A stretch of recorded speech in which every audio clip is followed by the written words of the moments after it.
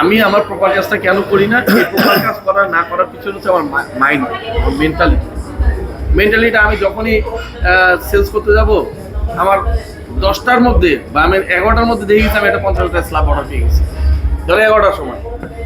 আমার তখন কি হবে, সাথে সাথে আমার মুভমেন্ট স্লো হয়ে যাবে, কারণ আমার তো আজকে 50,000 অর্ডার হয়ে গেছে। এটা মনের অবচেতন হয়, আর ভালো লাগে না। 50,000 আজকে অর্ডার হয়ে গেছে, আমি কইতে পারবো, রিপোর্ট দিতে পারবো, ভালো লাগে। এই কাজগুলো যখনই হয় তখনই হয় কি ওই গ্যাপ তৈরি হয়। এটা মাইন্ডসেট। তোমার আছে 50, তুমি এটা 1 লাখ করো আজকে, তোমার 50 হয়েছে, তুমি 1 লাখ করে নিয়ে যাও, আগায় যাও। আর তুমি যদি 50-এ এসে থেমে যাও, তাহলে কি হলো, তুমি ওই দিন ঠিক মতো ডিউটি করলো না, কোনো একটা এফোর্ট দিলা না, আস্তে আস্তে তুমি পিছিয়ে যাবে। আর এইটা গিয়ে গ্যাপ করবে কখন, লাস্টের দিনে রিকোয়ার রান রেট। যে ক্রিকেট খেলায় থাকে না, যে 5 বল 12 রান দরকার বা 6 বল 18 রান দরকার, ঠিক এই স্টাইলে জিনিসটা হয়ে যায়, রিকোয়ার রান রেট বাইরে যায়, দিন থাকে কম। তো এই ঘাটতিটা, এই রিটেলের ঘাটতিটা যে করবে, স্ল্যাব বিক্রির সময় রিটেলের ঘাটতি যে করবে, তার শেষের দিন রিকোয়ার রান রেট অটোমেটিক বাইরে যাবে, এটা কেউ আটকাইতে পারবে না। তখন আমরা কি করি, বস আমার স্ল্যাব দেন, লস আমাদের স্ল্যাব দেন, আমি 2 দিনের সেলস ফরওয়ার্ড মারি। নিজের ক্ষতি নিজেই করতেছি আমি, কারণ আমি শুরু থেকে এই কাজগুলো করি না, পরে লাস্টে গিয়ে এই কাজ করি। এই কাজ করলে কোথায় আঘাত পড়ে, ডিবির ক্রেডিট বাড়ে, তোমার ফরওয়ার্ড স্টক বাড়ে, তুমি মেন্টালি হ্যামারিং হও, পরের মাসের জন্য তুমি পিছাই। এটার জন্য তোমার বসরা কেউ দায়ী না, এটার জন্য সম্পূর্ণ নিজে তুমি দায়ী, কারণ কাজটা তো তোমাকে দিয়ে করে আসতে হইতেছে। বসে দায়ী করে কি করবা? বস তো তোমার বলে নাই যে তুমি আজকে সারাদিন একটা স্ল্যাব পিছা যাও গা। তোমার যেদিন ভালো সেলস হয় ওদিন আরো ভালো সেলস করো। যেমন দোকানদার, যখন দোকানদারের ক্ষেত্রে কি হয়, তোমরা কেউ দোকানদারি করছো জানি না, দোকানদারি কিন্তু প্রত্যেকদিন একরকম বিক্রি হয় না, বিক্রি হয় কোনো একটা দিন আসে যেদিন হিউজ বিক্রি হয়, আবার কোনো একটা দিন আসে বিক্রি হয় না। তাহলে যেদিন হিউজ বিক্রি হয়, ধরো আমি একদিন দেখছি আমির ভাইয়ের দোকানে 11টা 12টার দিকে দেখছি এক কাস্টমার কাছে 4 লাখ টাকা বিল করছে। দেখেন আমির ভাই কি ওই দিন দোকান বন্ধ করে দিবে? করবে? তাহলে আমরা ঠিক এই কাজ করি, একটা ভালো অর্ডার হবো 12টার ভিতরে, এরপর আমার কাজ নাই, এরপর আমি কাজ করি না। আমি কি করি, আমি একটু আড্ডা দিই, আমি একটু গল্প করি, আমি একটু অলস সময় কাটাই। এটা আমার নিজের অবচেতন মন থেকে চলে আসে, আসলে তো অর্ডার ভালোই হয়েছে, আমি বস্ত্র কইতে পারবো, টিভিও কইতে পারবো। এই কাজটাই হচ্ছে খারাপ। আর আরো একটা ব্যাপারে বলছি যে এই কোম্পানি পাইপলাইনে যেভাবে বিজনেস বাড়াইতে চাইতেছে, তাতে মানে এখন তো একটা ডিপার্টমেন্ট লাইট ছিল, এখন অ্যাক্সেসরিজ ঢুকছে, এখন কোম্পানি চিন্তা হচ্ছে অ্যাপ্লায়েন্স, এরপরে আরো একটা নিয়ে আসবে, মানে এটাকে বড়ই করতে থাকবে, এটাকে বড়ই করতে থাকবে। ডিলার চ্যানেলটাকে যে রেডি করবে, এটা নার্সিং করার জন্য এক সময় লোক নিবে, অ্যাক্সেসরিজ ডিপার্টমেন্টটাকে আলাদা করবে, সেখানেও লোক যাবে। কোন লোকগুলো আসবে? যাদের ন্যূনতম গ্র্যাজুয়েশন সার্টিফিকেট থাকবে, যাদের ভিতর লিডারশিপ কোয়ালিটি থাকবে, তাদেরকে ম্যানেজমেন্ট নিজের ঘর থেকে উঠাই দেবে। যখন থাকবে না, তখন কোম্পানি বাইরে থেকে দেবে, নিয়ে আসবে।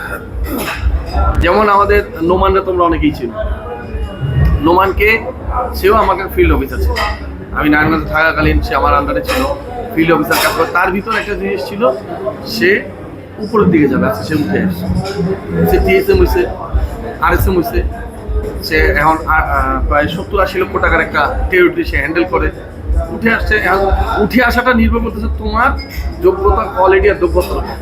তোমার বসই তোমাকে চিন্তা করবে যে হ্যাঁ এটা নেওয়া যায়, কারণ ওর শুধু নিজেরটা নিয়ে ভাবে না, আরেকজনেরটা নিয়ে ভাবে, এবং সে পুরো টেরিটরি নিয়ে ভাবে।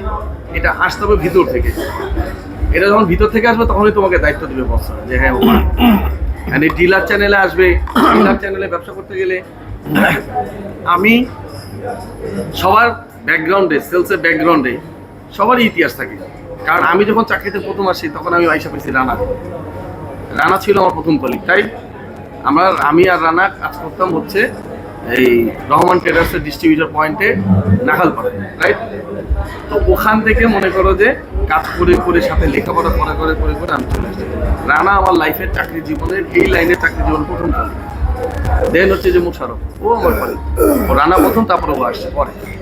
মানুষ তো উঠে আসতে হলে কি হতে হয়, নিজের পরিশ্রমের মাত্রাটা, নিজের অ্যানালাইসিস, নিজের চিন্তা ভাবনা, গবেষণা এগুলো থাকতে হয় মাথার ভিতরে।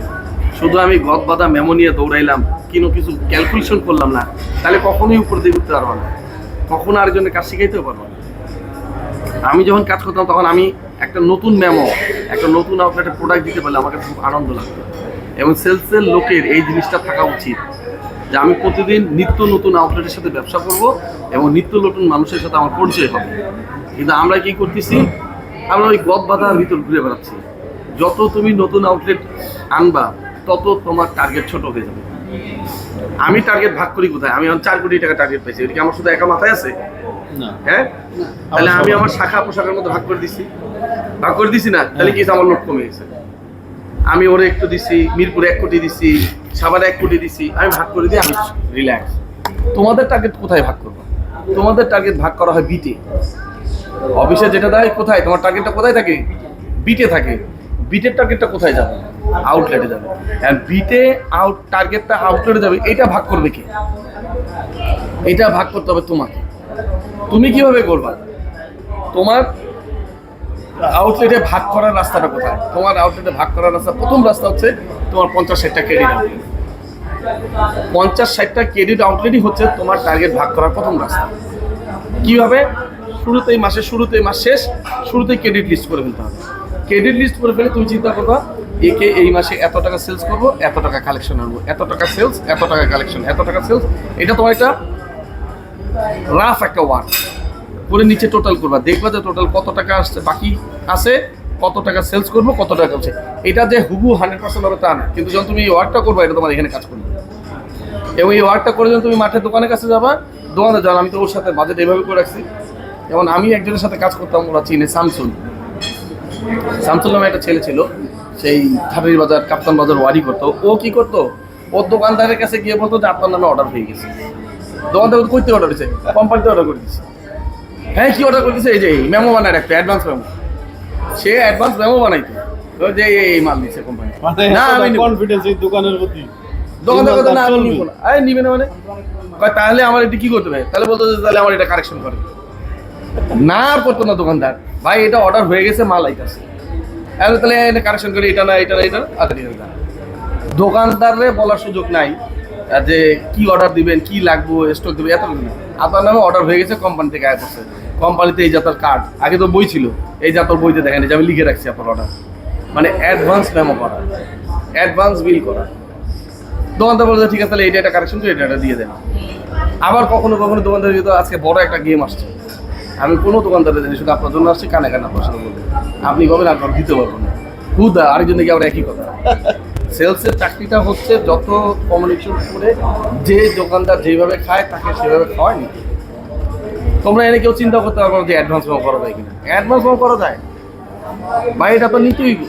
আমি কি করবো, আমার অফিস থেকে যাই, এখন তারও বেশি, কারণ দোকানদার জানে, তার নামে আইডি আছে, অনেক কিছুই জানে। এখন টেকনোলজি আমাদের অনেক, ভাই আপনার আইডিতেই বাজেট চলে আসছে। যেমন আমাদের অ্যাপস আসবে, খুব শিগগিরই পাবা। তুমি কোনো একটা দোকানদারের নামে বাকি জমা দিছো, দোকানদার মেসেজ পাবে, ক্রেডিট কার্ডের মতন, অ্যাকাউন্টের মতন, অটোমেটিক দোকানদার কাছে মেসেজ চলে আসবে যে আমার নামে 5,000 টাকা জমা দিচ্ছে। এটা কাজ করা হচ্ছে এবং এটা আমার খুব বেশি করে জোর দিছি যেন এটা এস্টাবলিশ করে। দোকানদারের কাছে টাকা জমা দিয়ে তুমি তো যেমন করো অনেকে, এর টুপি ওর টুপি, ওর টুপি ওর মাথা, এরকম করো না, এটাও বন্ধ হয়ে যাবে। এই স্বচ্ছতাও চলে আসবে, কারণ স্বচ্ছতা দরকার। এই জন্য বলছি যে অনেক শুধু ক্যালকুলেশন করো যে আমার বাকিটা আমি প্রপার খাটাবো, আমি প্রপারভাবে খাটাবো। আমার এই যখন তুমি এটা পেয়ে যাবে, কয়েকটা ক্ষেত্র, একটা হচ্ছে বাকি থেকে কত সেলস আসবে, স্ল্যাব থেকে কত সেলস আসবে, আমি রিটেল কত করবো, এই 3টা পার্টে যখন বের করবা তখন দেখবে যে তোমার টার্গেট ছোট না, তোমার টার্গেট একদম ছোট হয়ে যাবে। তোমার টার্গেট দোকানদারের হেডে দাও, আর কিছু না। এখন তো সিস্টেম আছে, তোমার সিস্টেমও করতে পারো। আমরা আগে ওই যে রুট বুক ছিল, রুট বুকের মধ্যে দোকানদারের নামে লিখতাম পিএমটি, পার মান্থ টার্গেট। আমরা লিখে দিতাম যে এই দোকানে আমি 500 টাকা বেচবো, এই দোকানে 1000 টাকা বেচবো, এই দোকানে 1500 বেচবো। এইটা আমি ওই রুট বুকের মধ্যে লিখে দিতাম। তারপরে যখন রুট বুকটা নিয়ে দোকানদারের কাছে যাইতো, যাই দোকানদার 500 টাকা বাজেট করে রাখছি, আলটিমেটলি গিয়ে বলতাম ভাই আপনার 1000 টাকা মাল দিতে হবে। আপনার নামে এই যে দেখেন না তোর বইতে পার মান টার্গেট লেখা আছে এখানে।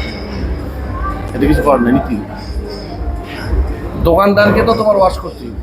আপনার নামে বা এটা নীতি, কারণ কোম্পানি হেড অফিস থেকে সার্ভারের মাধ্যমে আপনার ফলো করে।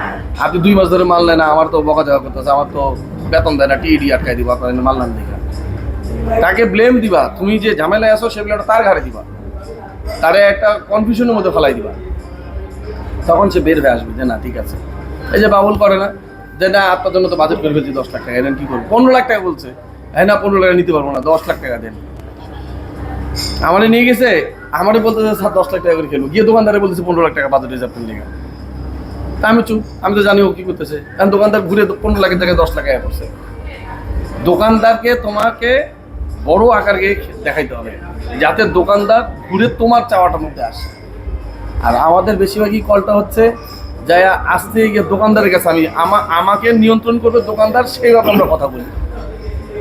দোকানদার তোমাকে ধরে নিয়ে পিটে দিতে পারে, তোর নপরে রেট কম, তুই বাকি দিবি নি, হলে কম পাওয়া যায়। কারণ আমি তো বলতেছি এমনভাবে কথাটা যে দোকানদার ধরে যেন আমরা সাইজই করে। আর দোকানদারে বলতে হবে যে তোমার মতন না, এমনভাবে বলবো দোকানদার তোমার কাছে আসবে।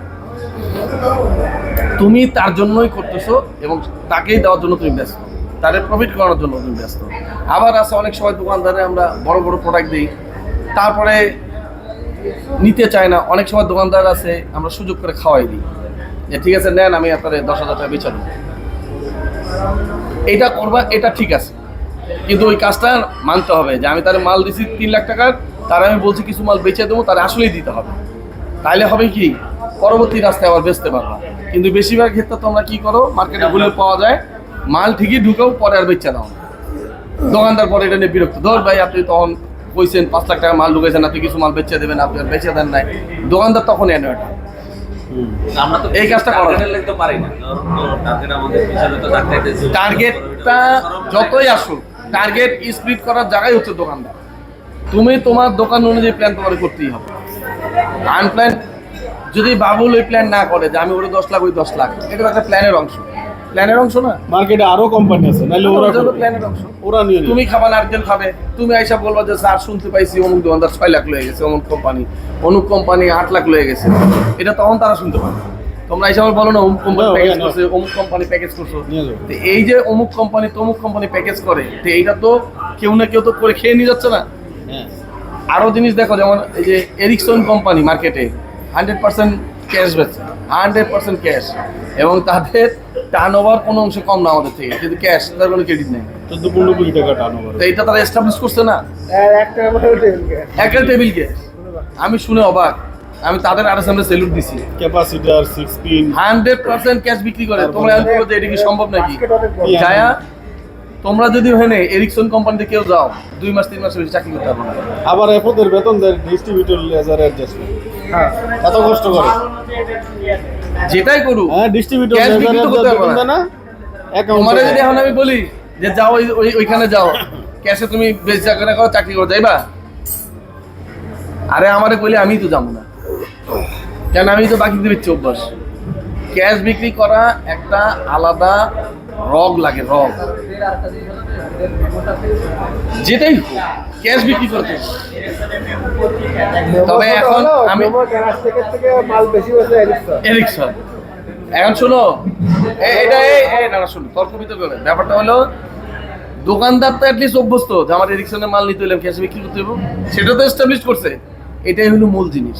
এলা তার মেমো ছোট, মেমো বড়, প্রোডাক্ট রেঞ্জ কম, এটা সেটা ওই গল্প দিয়ে লাভ নেই। শুধু কদুক যাই হোক যাই জানে এস্টাবলিশ মালিনে টাকা দিতেই মালে টাকা।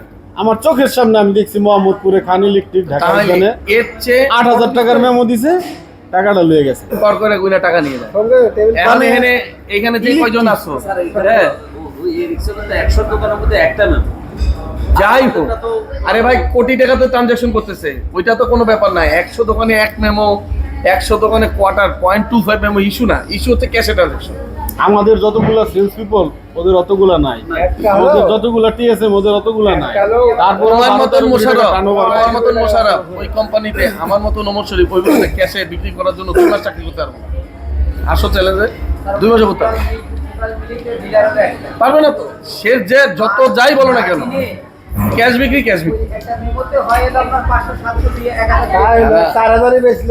ক্যাশ। সারা বাংলাদেশে আমরা আরে ভাই এইটা তো উদাহরণ দিতেছে না আপনারা, এই যে একটা জিনিস আরেক দিন মাথায় ঢুকতেছে না তোমাদের। এক্সাম্পল দিতেছে ক্যাশে বিজনেস করার, আপনিও তো ক্যাশে করতেছেন কিছু জায়গায়। ক্যাশ যখন করতে পারে তখন কি ক্রেডিটের হেজাল, উদাহরণ তো এটা না, ক্যাশের টেন্ডেন্সি কম থাকে। মূলত মাল নিয়ে টাকা দিতে হয় এটা। 200 কোটি আর এর সালে 200 কোটি টাকা ব্যবসা তাহলে কোথায় ব্যবসা এখন সারা মিরপুরে বুঝলাম না, এই একটা দোকানে বেচে তো 200 কোটি টাকা করে, হ্যাঁ এটা তো আর অন্য জগতে যায় করে না না। দোকানদারের কাছে বেশি এই বসের জন্য একটা তালি দেন, সুন্দর কিছু কথা বলছে। এখন ধরেন একটু শোনেন ধরেন ব্যবসা কিছুর উপরে টিকে, ব্যবসা টিকে ক্রয় বিক্রয়ের উপরে। ওই ব্যবসায়ী যদি ক্রয় বিক্রয় ঠিকঠাক মতন করতে পারে তাহলে ব্যবসা টিকবে। আর সেলস এর চাকরি টিকে কিভাবে আপনি পরে কোয়ালিটির উপর আমাদের কোয়ালিটি আপনি ডিপলি এক কথায় উত্তরণ দিতে গেলে ই আছে, আর ব্যাখ্যা দিতে গেলে অনেক কিছু। আর সেলস এ শোনেন, কথা শোনো। সেলস টিকে কিভাবে? কালেকশন আর বিক্রি। সেলস এর চাকরিটা ঠিক এই এক জায়গা থেকে। ব্যবসা যেরকম ক্রয় বিক্রয়ে, আপনিও সেম কালেকশন বিক্রি। ওই জায়গাটা এটা, এই জায়গা আমি আর আরেকটা কথা বলি, বড় বড় সেলস এর পার্সনরা কি বলে জানো বিক্রিটাকে? যেই বিক্রিতে কালেকশন নাই, যেই বিক্রিতে কালেকশন নাই, ওটা কোনো বিক্রিই না, ওটা কোনো বিক্রি না, ওটা কোনো সেলসই না, ওটা কোনো সেলসই না। বাবা এইটা এমনি এক্সাম্পল হিসেবে টানা হয়েছে, এটা এমনি এক্সাম্পল হিসেবে টানা হয়েছে। ওটা সেলসই না। 2 লাখ টাকা মাল রাখিয়ে দিলাম। এখন তো বিভিন্ন কোম্পানি হয়ে গেছে আমরা বাকি বিক্রি কি করি? আমরা খালি গোডাউন ট্রান্সফার করি, কোম্পানি গোডাউন ট্রান্সফার করে ডিবি কাছে, ডিবি গোডাউন ট্রান্সফার করে হচ্ছে দোকানদারের কাছে। দোস্ত কোয়ালিটি ফ্যাক্ট হচ্ছে আমাদের রেট আমারটা 212 টাকা, ওটা শূন্য আছে। এই শোনেন শেষ করে দিব আমরা। এমনিতেই খোলা আলোচনা। জাস্ট খোলা আলোচনা। দেখেন সেলস এমন একটা সেক্টর, সেটা খুব ভালোভাবেই জানেন। সেলসের মতন মজার চাকরি আর কোথাও নাই। সকালেও বসের কাছে বলছি, বস আমার শরীরটা একদম দুর্বল, হ্যাঁ তারপরও বেরোইছি। এখন আপনারা আসতেছেন, এই যে আসছেন, কথা বলতেছি, খুব ভালো লাগতেছে। ব্যথা আছে না কি আছে এটা মনে নাই। মানে এই সেলসের চাকরি একমাত্র চাকরি যেখানে মানুষ আনন্দে স্বাচ্ছন্দ্যে বাইচা থাকতে পারে। এই চাকরিটাকে যদি আমরা এনজয় করি সবসময়, এটাকে পেইন মনে না কইরা, তাইলে আমাদের আসলে কোনো বাধাই আমাদের ঠেকাইতে পারবে না। আমরা এই খালি বামা ঢুকানোর অভ্যাসের অ্যাচিভমেন্ট করবো, তারপরে বামা ঢুকাইব। আপনি চুপ থাকেন, চুপ থাকেন। খিদা লাগছে, খিদা লাগছে, 5 বছর আগে খিদা লাগছে আপনার? আপনার খিদা লাগছে নাকি?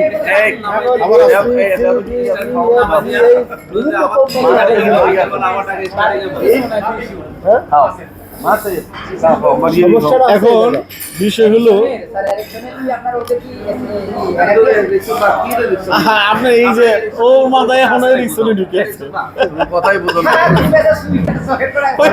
আমরা ওর টাকাতে যাই, ওর টাকা। তাও ও 200 250 কোটি টাকা আছে, ট্রান্সফার 80 কোটি টাকা আছে। আমার প্রশ্ন হচ্ছে আমাদের সলিউশন কেন বিশ্বাস করবেন না?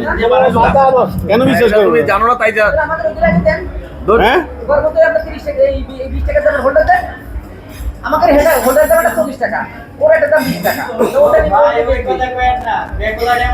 তুমি টাকা দেবে সর্বনিম্ন 30 টাকা। ওই যে দেখেন, জানেই না। আচ্ছা আচ্ছা, এখানে হেরক্সের নাম তো আমাদের সেলসের ক্ষেত্রে মানে বাংলাদেশ হতে পারে।